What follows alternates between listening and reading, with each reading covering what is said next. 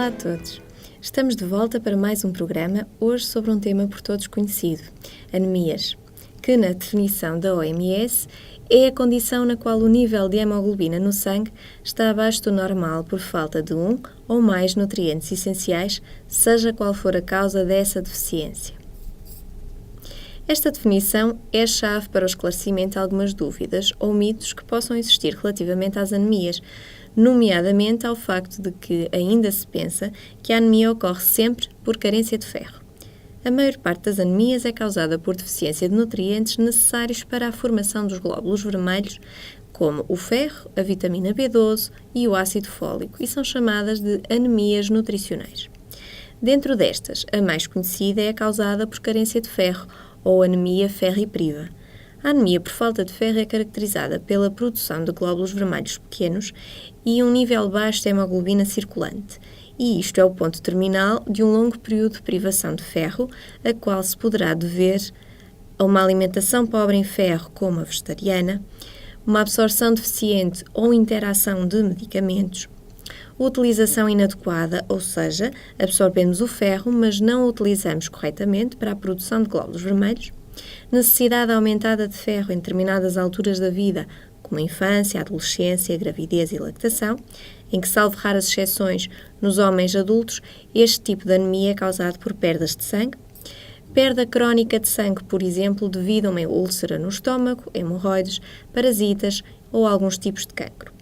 Vemos então que este tipo de anemia é causado por uma deficiência de ferro de longa duração e por isso os sintomas refletem que não é apenas um fator a funcionar mal, mas vários, como por exemplo os músculos, em que há um maior cansaço e menor tolerância ao exercício, e o sistema nervoso, pelo aparecimento de sinais de fadiga, cansaço, entre outros.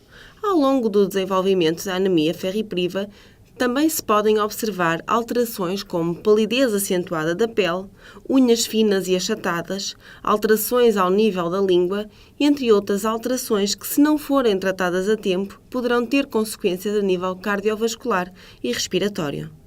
Para se tratar este tipo de anemias, além dos suplementos de ferro, é necessário aliar uma alimentação adequada, a qual envolve a ingestão de alimentos ricos neste nutriente, como, por exemplo, a carne, o fígado, a gema de ovo, frutos secos, feijão, vegetais verdes, entre outros. No entanto, não é apenas o facto de comer estes alimentos que é importante, pois, apesar de todos serem considerados ricos neste elemento, não conseguimos aproveitar a sua totalidade. A causa principal é a origem do ferro. No caso da carne e do peixe, dão-nos ferro M, que aproveitamos mais, porque é igual ao que se encontra no nosso organismo. Por outro lado, o ferro presente no ovo e nos alimentos de origem vegetal tem uma taxa de absorção menor e é o ferro, não o M. Por forma a continuarmos com uma alimentação saudável, devemos sempre controlar a quantidade de carne e peixe ingerida, bem como o fígado.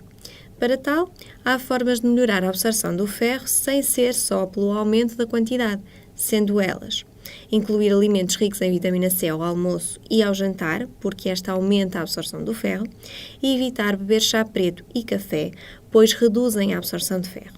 Reduzir a quantidade de alimentos embalados, porque muitos contêm EDTA, um composto usado como conservante que reduz a metade a absorção do ferro não M. Outro tipo de anemia nutricional é a anemia megaloblástica, que é causada pela falta de vitamina B12, ou ácido fólico, ou de ambas. Normalmente é o ácido fólico responsável, pois as nossas reservas nesta vitamina esgotam-se ao fim de pouco tempo, com uma alimentação pobre neste nutriente. É importante prevenir e tratar esta anemia em grávidas e bebés nascidos de mães com deficiência em ácido fólico.